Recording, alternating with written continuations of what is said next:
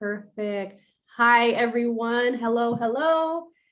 Thank you for joining us here on Facebook Live with Legal Voice. My name is Jen Martinez, and I am the Senior Communications and Marketing Manager here for Legal Voice, and I'm going to let the rest of my colleagues introduce themselves. Hi, everyone. I'm Kim Clark. I use she, her pronouns, and I am Senior Attorney for Reproductive Rights, Health, and Justice.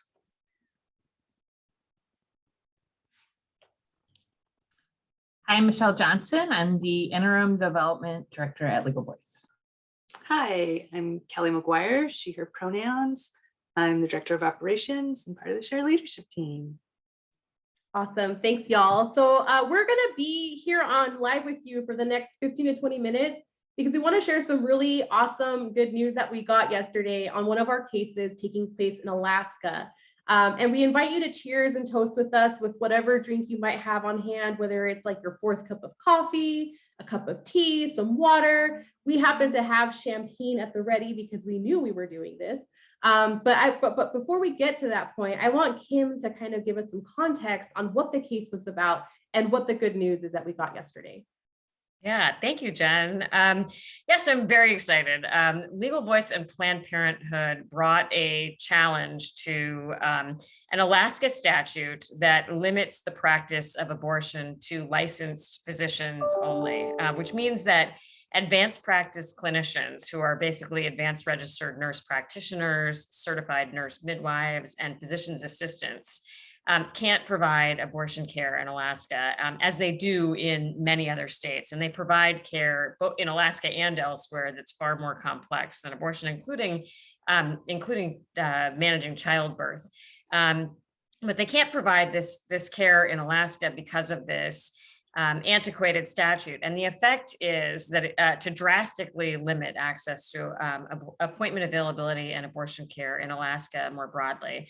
Alaska, first of all, in many places across the country, many people now rely on advanced practice clinicians for the lion's share of their reproductive health and primary care.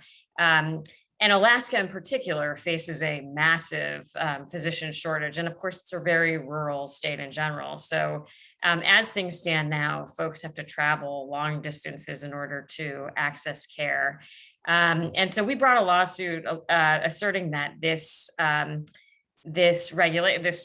restriction basically violates the rights of pregnant people in Alaska, the constitutional rights of pregnant people in Alaska to privacy and equal protection under the Alaska state constitution.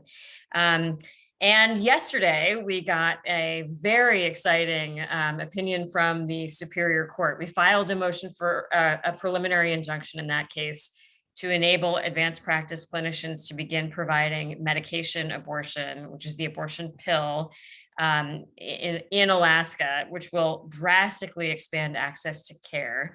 And we got a really wonderful, very powerful opinion from the Superior Court that enjoins the law pending the trial. And it's very clear from this ruling that the Superior Court has really heard our message. Specifically, the Superior Court said Planned Parenthood is likely to succeed on the merits of its claim that prohibiting advanced practice clinicians from providing medication abortion violates patients' rights to privacy under the Alaska Constitution by significantly restricting the availability of abortions in this state without sufficient justification.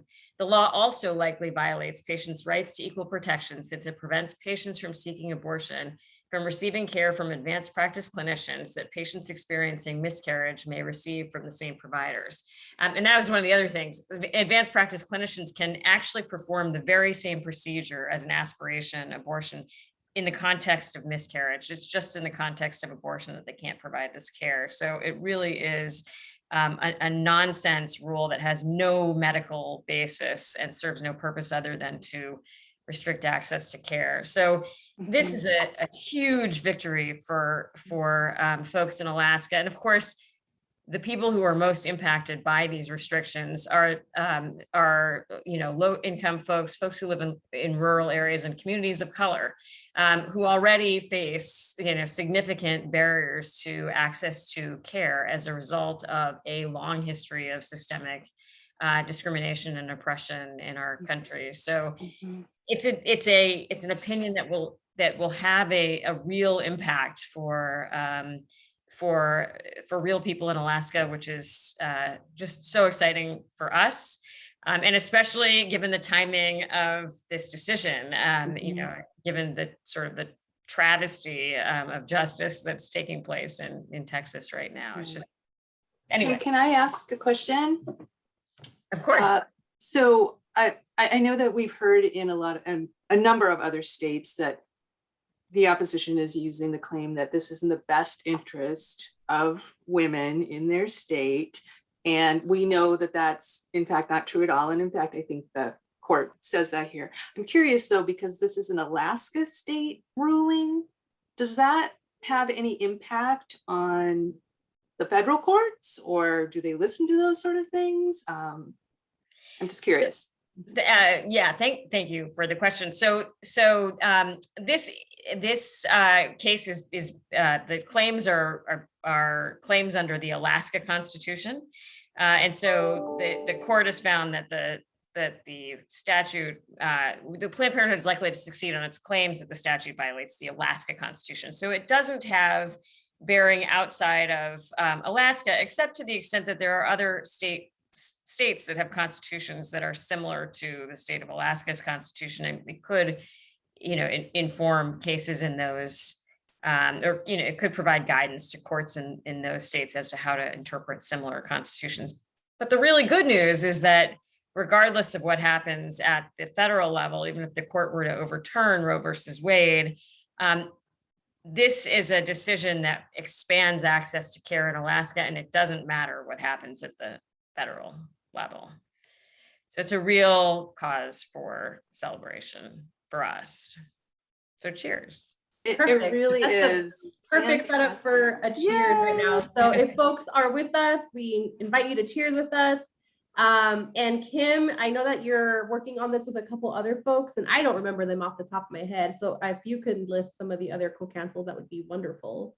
Yes, I absolutely have to give a shout out to Vanessa Power and Jill Bowman at Stoll Reeves and their team. There are a number of people at Stoll who are working on the case.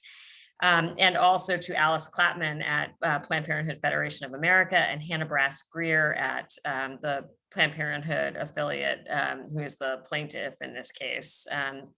It is just an amazing kick-ass team of women lawyers, and it's a powerful group.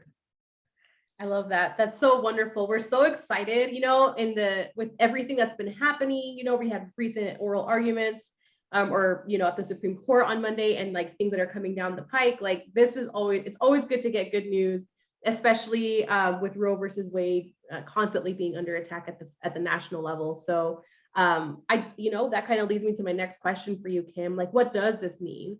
There's so much happening with SB 8, with Dobbs, and Jackson Women's Health Organization. So can you give us a little bit more insight on what you think this might mean in terms of state policies being crucial in this moment where the federal issues and policies are being attacked?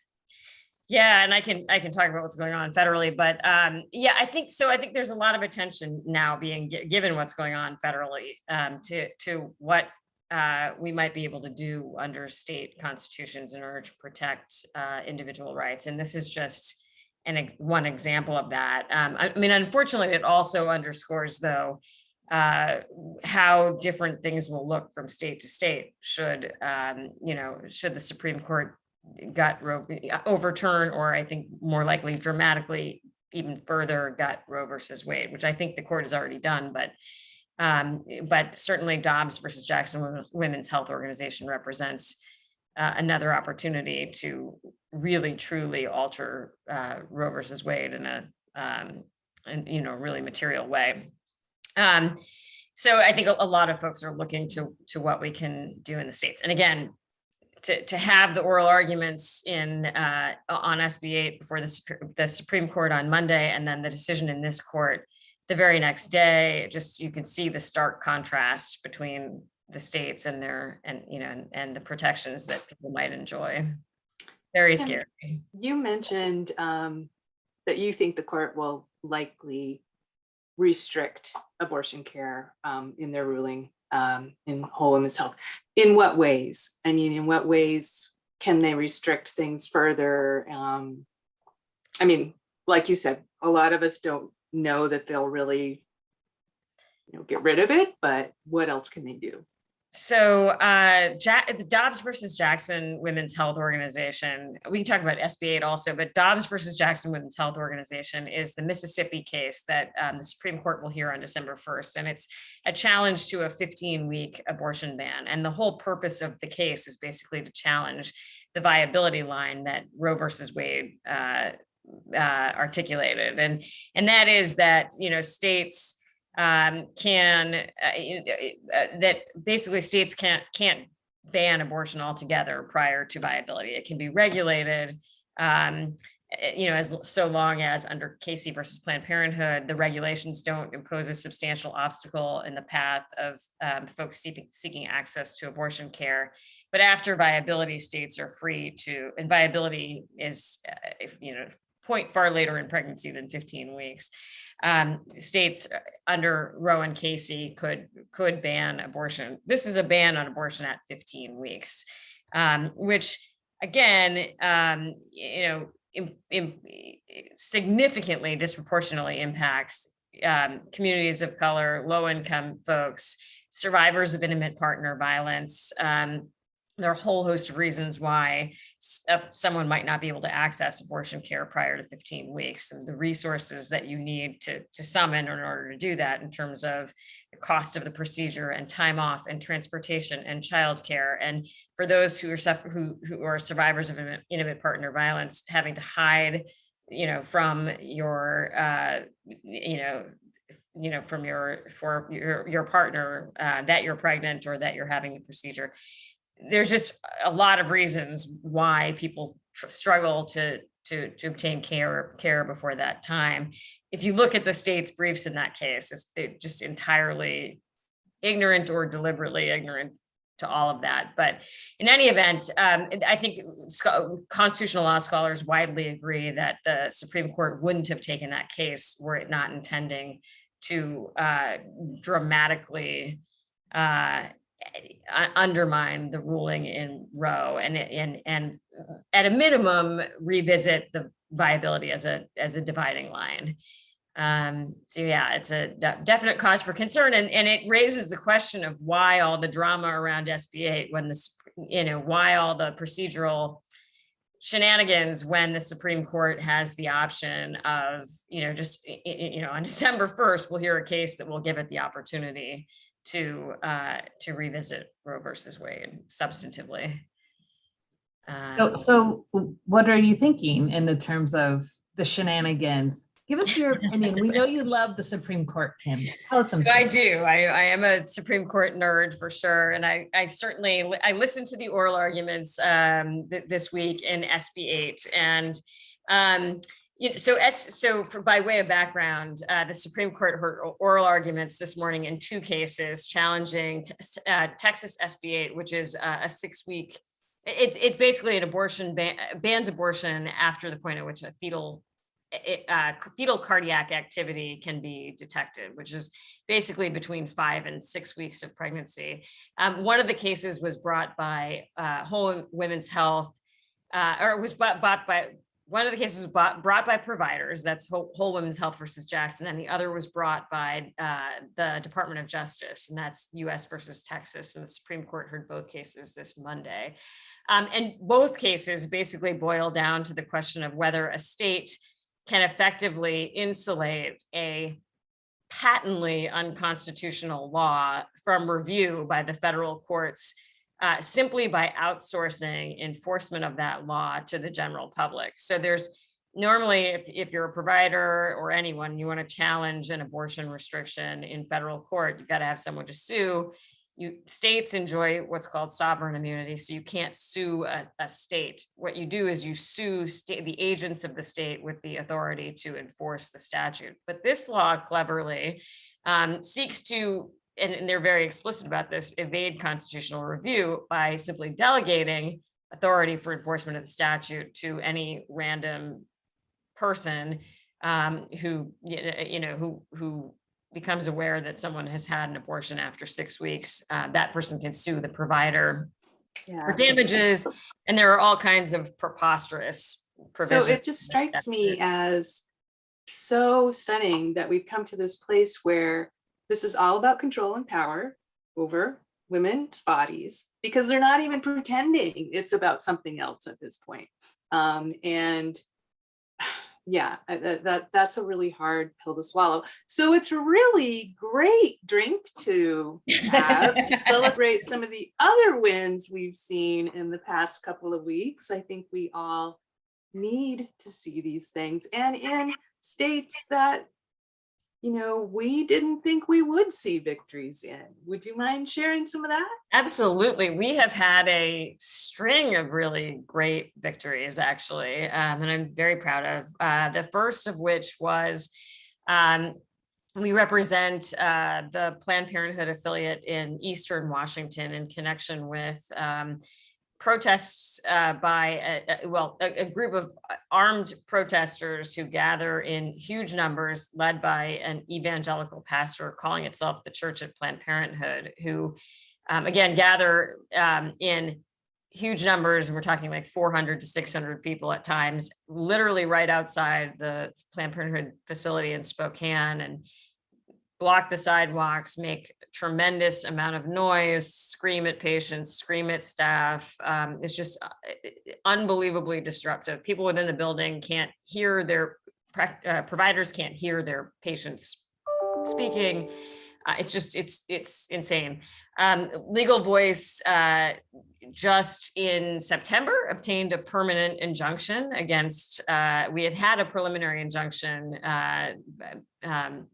and the court just made that injunction permanent in September, which requires that this group move across the street, that they begin their protests after operating hours, and that they comply with the noise ordinance, that they keep the noise to a level that is not disruptive. And it's just made a huge difference for our client and for the staff at Planned Parenthood and for their patients, who can now access the building without having to run the gauntlet of, you know, hundreds of protesters screaming at them on the sidewalk as they go past. So that was one victory, and it was hard fought, and we're very excited about that. And then, and a shout out to Davis Wright Tremaine, who was our cooperating counsel in that case, Jim Grant and Vicki Slade and their team there. And again, it's a whole team of people just who have done a tremendous amount of work. Their paralegals and legal assistants really deserve as much credit as anybody else. And then the third victory is in our Idaho case. We have a similar challenge to an Idaho statute that restricts the practice of abortion to licensed physicians only, but that case is under the U.S. Constitution. And over the summer, the state had filed a motion for summary judgment in that case, seeking to basically have the court throw out our case without a trial.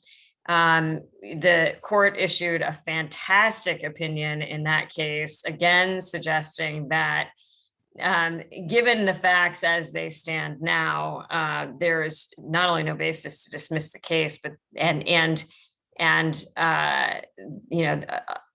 it basically suggesting that the statute in that case might not even survive the rational basis test, which is a lower standard, it's basically the lowest standard of review. So the short story there is that no matter what happens, even in the Supreme Court case, even if the court were to overturn Roe versus Wade, given the reasoning of that opinion, our case may still survive there, which would expand access to care in Idaho, of all places. So very exciting. We definitely need all of the help we can get in Idaho. So thank you for just, being on the ground here and increasing Legal Voices presence, because yeah, if you follow anything, we're often in the news for bad things and not for good things. Mm-hmm. So yeah. And then I think you wanted to touch on some of the CPC report conversations that have been happening. So would love to hear more about that. Yes, thank you, Jen. And then lastly, Legal Voice was part of a massive effort to data collection effort to really study in detail. Legal Voice belongs to an alliance of similar gender justice organizations around the country, advocacy organizations like ours who work to advance gender justice at the state and regional level. We're the only regional organization, but we together cover about 9 states and endeavored to, we basically put together a huge study of the crisis pregnancy centers in our 9 states and collected massive amounts of information about the deceptive practices of crisis pregnancy centers, and just published a really thorough report on that covers everything from the deceptive practices of crisis pregnancy centers to the risks the data privacy risks that crisis pregnancy centers represent, because they collect tremendous amounts of public health information from pregnant people, but they are not, because they're not healthcare facilities, they're not subject to data privacy laws. So, and folks, are sharing their information, not realizing that. And they just represent, and especially in the wake of SB8, they are perfectly positioned to sort of spearhead the surveillance of pregnant people, which SB8 really encourages. So that's been I think a really important project that we've just completed, and that's on our website. You may be seeing some news about actually all of these things, but yeah, I mean, it's been great. We've had on the bright side, if there is one, given everything that's been going on nationally, we've had a lot of really great successes here in the Pacific Northwest. I love it. I love it. Well, I want to do just a cheers to round us out here at the end, before we close out this conversation on just, despite everything happening nationally, despite the really bad news that we're constantly getting inundated with, on our news feeds, on the TV, on our emails, if you're signed up for news updates, there's still some good work happening on the ground directly that is community centric, community led, and that is supported by amazing attorneys like you, Kim, and all of the wonderful firms and partners that we work with across the region. So cheers to you and to all of our wonderful partners. Thank you for everything that you do. So I'm going to just do a quick cheers for y'all. Folks who are on live, cheers, whatever you're drinking. Thank you to you, Jen, for hosting this and for all the work that you do. And really our whole team. What I love about Legal Voice is it really is a family and a team effort, and couldn't do any of this without you guys. So absolutely, it's easy to support the work that everyone does here. So amazing. So for folks who are watching us on wherever you might be watching us right now, it's Facebook Live. We're going to be pushing this out across all of our platforms. So if you're watching it from YouTube, from Twitter, from Instagram, there are a variety of ways that you can support us.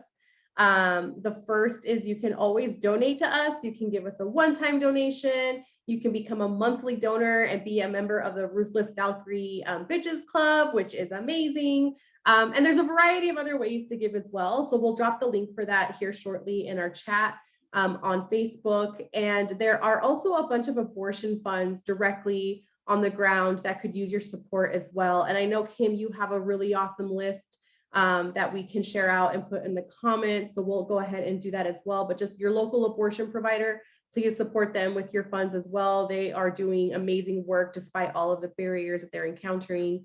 And then support grassroots organizing happening by reproductive justice groups that are also local to you, or that maybe, maybe you're in a state where there's really robust state protections already. Can you support some stuff happening in other states as well, right? In Texas, I'm going to plug Idaho because we always need help, right? All of these other states that we often forget about and think about as lost causes, but they are doing some really important work on the ground. So just wanted to elevate that as well. Kim, Michelle, Kelly, anything else you want to add before we close? I want to give a special shout out to James Due Process, the executive director, the formal legal extern or fellow. So yay, Rose. Yay, Rose. Yay, Roseanne. Roseanne. Yes, and the organizations in Texas can really use your help. And we, like Jen said, we do have a list. And the Northwest Abortion Access Fund here in the Pacific Northwest, which also covers Idaho. Absolutely. Absolutely use. Awesome. All right. Well, I think that's all we have for now.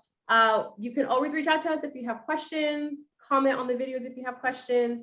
Otherwise, just stay tuned, sign up for our newsletter so you can find out about this information as it breaks. And with that, have a good night, everyone. Cheers.